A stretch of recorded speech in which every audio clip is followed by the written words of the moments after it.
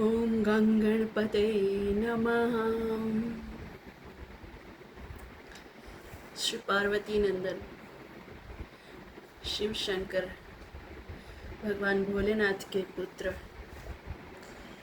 रिद्धि सिद्धि के मालिक और गणों में अग्रणीय भगवान गणेश जी महाराज के चरणों में वंदन है। कल हमने कथा में श्रवण किया था कि भगवान महाविष्णु ने जब मधु और कैटव का वध किया था तो उस समय उन्होंने उनका वध करने से पूर्व गणेश जी को सिद्ध किया था, गणेश जी की आगे प्रार्थना की थी। जब गणेश जी प्रसन्न हो गए थे तब उन्होंने वरदान दिया था। उस वरदान के बाद में उन्होंने मधु कैटव का वध किया था। जहाँ पर गणेश जी को सिद्ध किया था वो गांव सिद्धपुर कहलाया और भगवान का वहाँ नाम विनायक पड़ा, सिद्धि विनायक। ऐसा वो स्थान सिद्धि विनायक नाम से प्रसिद्ध हुआ। और जिस मंत्र का उन्होंने जाप किया था वो मंत्र था वक्रतुंडाय हुम, वक्रतुंडाय हुम। इस मंत्र का उन्होंने षडाक्षर का जाप किया था। अब ये सब जब बातें सुनी उन्होंने गणेश जी के बारे में, व्यास जी महाराज किससे सुन रहे हैं? ब्रह्मा जी से। और यही वार्ता को सोमकांत जी सुन रहे हैं भृगु जी से। अब उन्होंने, व्यास जी ने ब्रह्मा जी से पूछा है कि इन कथाओं को सुनकर मेरे मन की तृप्ति नहीं हो रही, तो गणेश जी की कोई और भी लीला सुनाएं, आप कथा सुनाएं। तब उन्होंने बताया कि विदर्भ देश में भीम नामक राजा हुए। उन भीम नाम के राजा की पत्नी थी चारुहासिनी, बड़ी भाग्यशालिनी पतिव्रता स्त्री, पति के आदेश अनुसार चलने वाली। दैववश उनके संतान नहीं थे। सब कुछ होते हुए भी संतान की कमी उनको दिन रात खलती थी। तब एक दिन उसने अपने दो मंत्री, जिनका नाम मनोरंजन और दूसरे का नाम सुमंतु, दोनों को बुलाया है और दोनों को बुला करके कहा कि आप दोनों बड़े ही ज्ञानी विद्वान, वेदत्रयी आदि षोडश कलाओं में निपुण हो, इसलिए आप मेरे राज्य को संभालो। जो विद्वान हो, सब कलाएं जानता हो, नीति निपुण हो, ऐसे को ही राजगद्दी पर बैठना चाहिए। तो तुम राजगद्दी संभालो। प्रजा अब रोने लगी कि ऐसा आप क्यों कर रहे हो? अगर आप ऐसा करोगे तो हमारा क्या होगा? कहा मैंने अपने मंत्रियों को राजगद्दी पर बिठा दिया। अगर हम वापस आ गए तो हमें राजगद्दी वापस कर देना। अगर हम वापस नहीं आए जंगलों से तो फिर ये राज्य को तुम दोनों ही सुख आधा आधा बांट लेना। अब इस बात पर निर्णय करके वो राज्य सौंप करके राजा वहां से चल दिए। जंगलों की ओर जब चले गए, जंगलों में उनको एक स्थान दिखाई दिया। वहां पर बहुत सारे पक्षी कलरव कर रहे थे। पशु जानवर सब वहां पर मौजूद थे। अब पशु पक्षी कहाँ होते हैं? जहाँ जल का स्रोत हो। तो उस स्थान पर जल का स्रोत समझ करके उस स्थान पर पहुंच गए। स्थान पर पहुंचे तो क्या देखते हैं? वहां पर एक आश्रम है। मुनि जी सिद्ध मुनि हैं, बैठे हुए हैं, तपस्या में संलग्न हैं। और कौन है वो मुनि जी? विश्वामित्र जी, विश्वामित्र महामुनि ज्ञानी। अब उन मुनि जी को देखा तो उन मुनि जी के पास गए, उनको प्रणाम किया। विश्वामित्र जी पूछते हैं तुम कौन हो? कहा मैं विदर्भ देश में कुंडनपुर नाम का एक राज्य है, उस राज्य का राजा हूँ और भीम मेरा नाम है। ये मेरी पत्नी चारुहासिनी है। हमारे संतान नहीं थे। संतान के अभाव में संतान की पूर्ति के लिए मैं जंगलों में तपस्या करने के लिए आया हूँ। पता नहीं मेरे किस पाप के कारण मुझे अब की बार संतान नहीं हो रही। मैं अपने पापों का प्रायश्चित करने के लिए आया हूँ कि आगे से मुझसे कोई प्रायश्चित ना बने। तो उस समय विश्वामित्र जी ने भीम की जब बात सुनी, उन्होंने कहा, तुम बैठो। हे दुर्मते, तुमने धन, ऐश्वर्य, इन सब में अंधे होकर वेद, पुराण, शास्त्र, लोक रीति, कुल नीति सबका त्याग कर दिया है।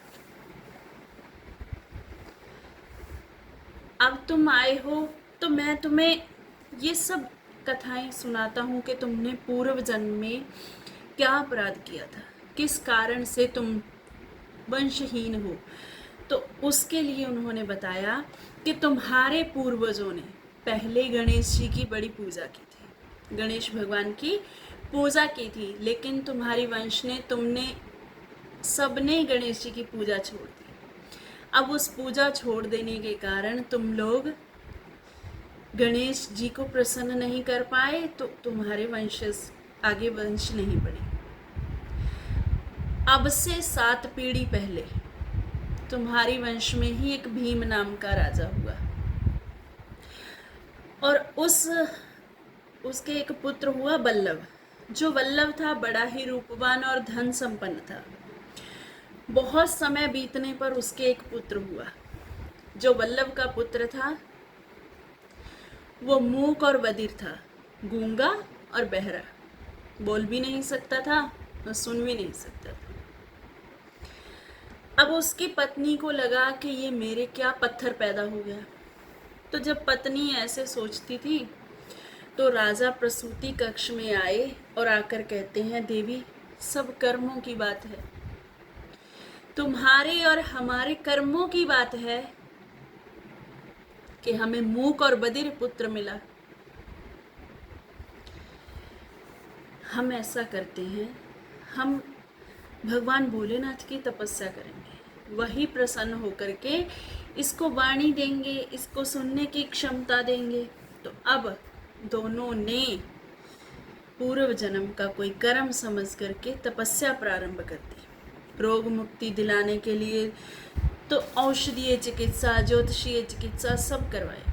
12 वर्ष बीत गए, परंतु वो बालक ठीक नहीं हुआ, धैर्य टूट गया। राजा को लगा अब ये ठीक तो होगा नहीं, तो इसको क्या करूं। तब उन्होंने, बल्लभ जो है उनकी पत्नी का नाम है कमला, कमला को कहा कि तुम अपने पुत्र को लेकर के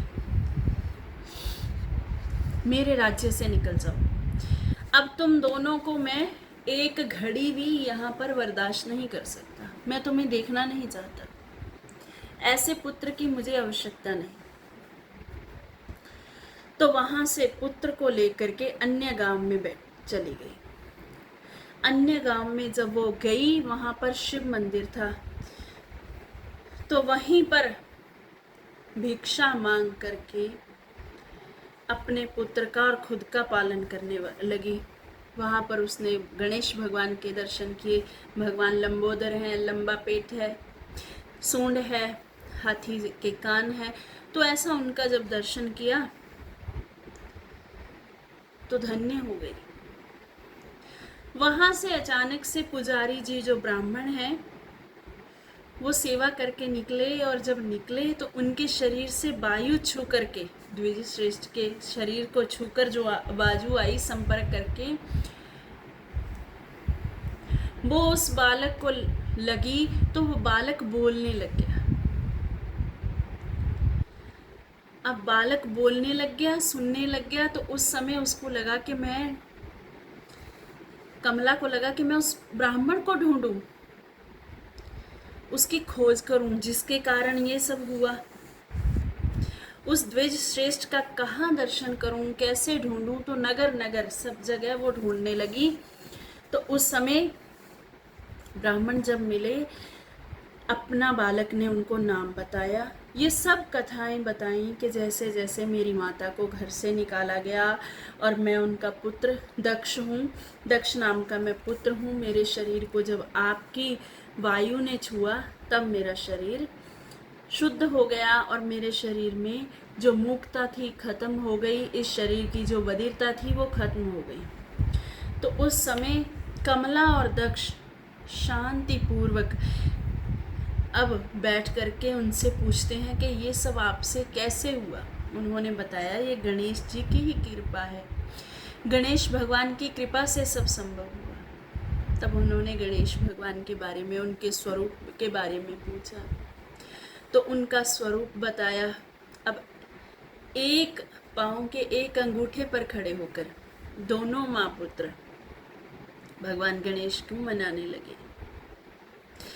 अब गणेश भगवान, विनायक भगवान उनके सामने प्रकट हो गए। पहले तो 2 हाथ वाले गणेश भगवान प्रकट हुए, उसके बाद उन्होंने अपना अनेकों हाथों वाला, अनेकों स्वरूप वाला, मुख वाला अपना विग्रह दर्शन कराया। उसको देख करके अब बालक थोड़ा घबरा गए, तो फिर से 2 हाथों वाले हो गए।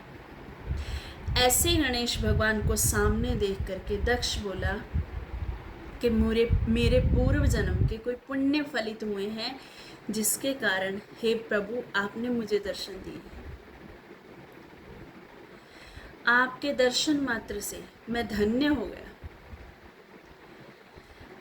और आप ही शंकर, आप ही विष्णु, आप ही इंद्र, आप ही रुद्र, ये सब औषधियाँ, लता पता, कंद मूल भगवान सब आप ही हैं, आप ही के सब जीव हैं। ये काम क्रोध दंभ लोभ सब आपका है। तो जब सब आपसे पैदा हुआ है, सारी सृष्टि आपकी है, तो प्रभु हम भी तो आपके हैं। इसीलिए हम आपसे कुछ मांगना चाहते हैं।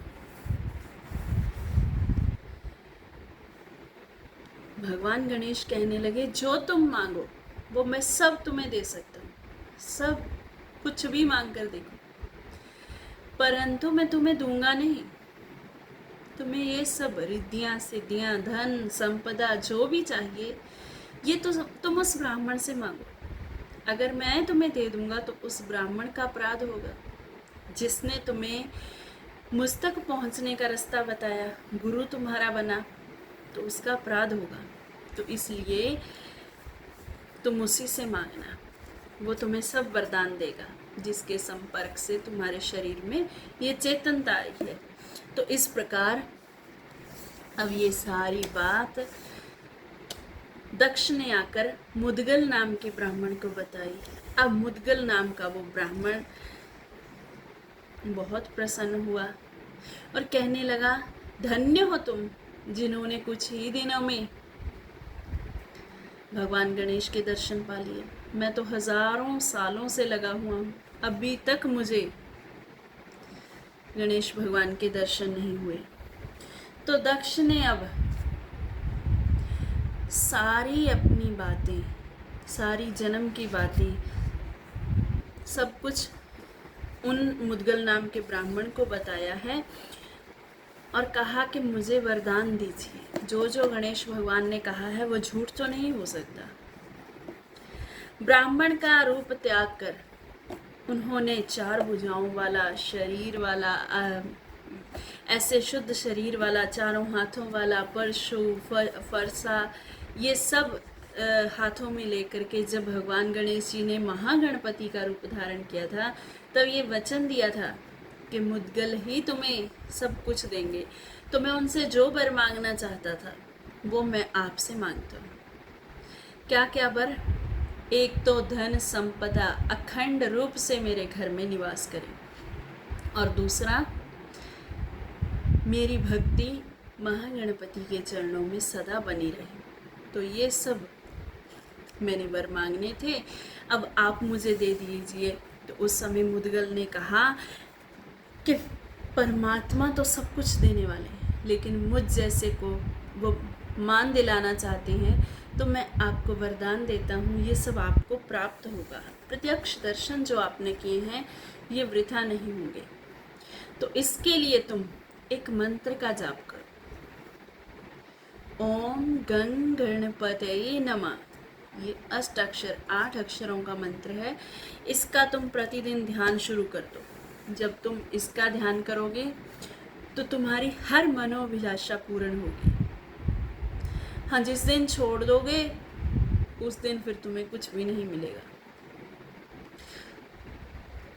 तो राजन, तुम्हारे वो जो बड़े थे दक्ष, उन्होंने गणेश भगवान की पूजा प्रारंभ कर दी।